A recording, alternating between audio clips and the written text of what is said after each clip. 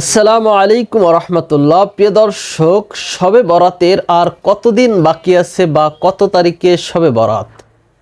শবে বরাতের রাত্রে কি কি আমল করতে হবে এ সম্পর্কে হাদিস শরীফে কি আসছে এ সম্পর্কে বিস্তারিত আজ আমরা এই ভিডিওর মাধ্যমে জেনে নিব।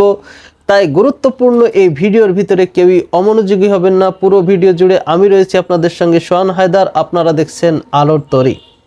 প্রিয় দর্শক, শবে বরাত কবে হবে? শবে বরাত আগামী ফেব্রুয়ারির 4 তারিখে বুধবার রাত্রে শবে বরাত অনুষ্ঠিত হবে। এই শবে বরাতের রাত্রে আল্লাহ পাক রব্বুল আলামিন দুনিয়ার নিকটতম আসমানে চলে আসে, সেখানে এসে বান্দাদেরকে ডাকতে থাকে। এই শবে বরাতের রাত্রে আল্লাহ পাক রব্বুল আলামিন তার বান্দাদেরকে ক্ষমা করতে থাকে।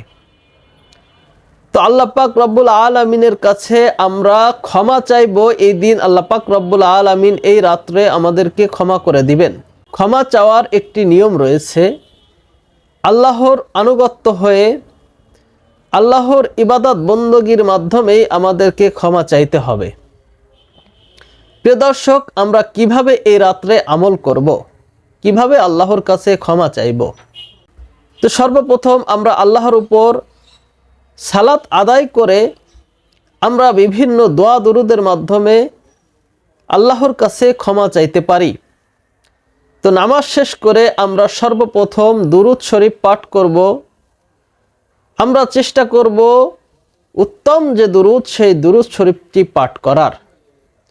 উত্তম দুরুদ হচ্ছে দুরুদে ইব্রাহিম। আমরা প্রথমে দুরুদে ইব্রাহিম পাঠ করে তারপর বিভিন্ন দোয়া দুরুদ আমরা পাঠ করব। যেমন রব্বানা যালামনা আনফুসানা ওয়া ইল্লাম তাগফির লানা ওয়া তারহামনা লানাকুনান্না মিনাল খাসিরিন, রব্বানা আতিনা ফিদ দুনিয়া হাসানা ওয়া ফিল আখিরাতি হাসানা ওয়া কিনা আযাবান নার। এ ধরনের যত দোয়া রয়েছে সেই দোয়া আমরা পাঠ করে তারপর আল্লাহ পাক রব্বুল আলামিনের কাছে দুহাত তুলে ফরিয়াদ করে চোখের পানি ঝরিয়ে আমরা ক্ষমা চেয়ে নিব। প্রিয় দর্শক, এই রাত্রে বেশি বেশি করে ইবাদত করার চেষ্টা করব, কোরআন তেলাওয়াত করার চেষ্টা করব। আমরা প্রত্যেকটা মানুষ আমরা গুনাহের সাথে জড়িত আছি, আর আমাদের গুনাহ ক্ষমার যোগ্য নয়। আমরা পাহাড় সমপরিমাণ গুনাহ করি প্রতিনিয়তই।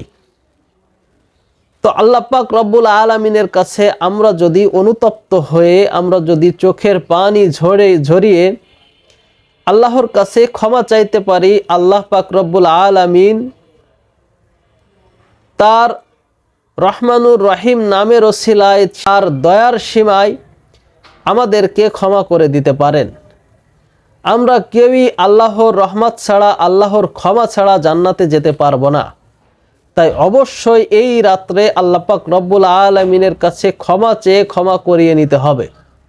প্রিয় দর্শক, এখন থেকে রোজার আগ পর্যন্ত একটি দোয়া রয়েছে। সেই দোয়াখানা হচ্ছে আল্লাহুম্মা বারিক লানা ফি রজব ওয়া শাবান ওয়া বাল্লিগনা রমাদান।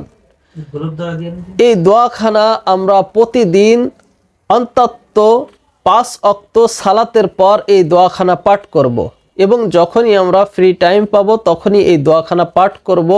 রোজার আগ পর্যন্ত আমরা এই দোয়াখানা পাঠ করব, এবং আমরা এখন থেকে রমজানের প্রস্তুতি নেওয়ার চেষ্টা করব। কেমনভাবে? যে আমরা মাঝে মধ্যে 2-1টা রোজা রাখার চেষ্টা করব। তাতে করে আমাদের যে একটি মাস 30 দিন রোজা রাখার যে বিধান রয়েছে সেই বিধানটা আমাদের জন্য সহজ হয়ে যাবে।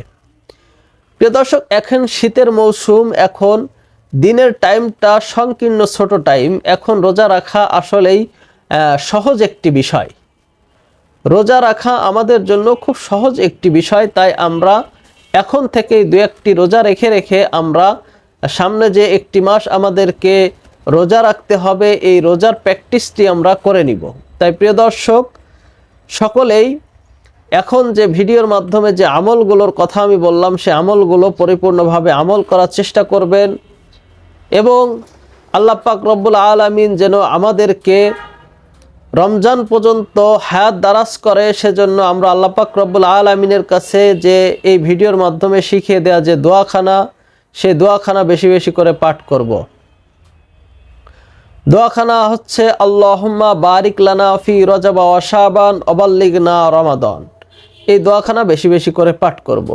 রমজানের সকল ইবাদত সম্পর্কে এই চ্যানেলে বিভিন্ন ধরনের ভিডিও ছাড়া হবে, তাই যারা এখনও পর্যন্ত আমাদের এই চ্যানেলটি সাবস্ক্রাইব করেন নাই তারা অবশ্যই চ্যানেলটি সাবস্ক্রাইব করে রাখবেন এবং ভিডিওটি ভালো লাগলে অবশ্যই লাইক করবেন আর শেয়ার করতে ভুলবেন না। সকলেই ভালো থাকবেন, সুস্থ থাকবেন এই প্রত্যাশায় আজ এ পর্যন্তই। পুরো ভিডিও জুড়ে আমি ছিলাম আপনাদের সঙ্গে সোহান হায়দার। আপনারা দেখছিলেন আলোর তরী। আসসালামু আলাইকুম ওয়া রাহমাতুল্লাহ।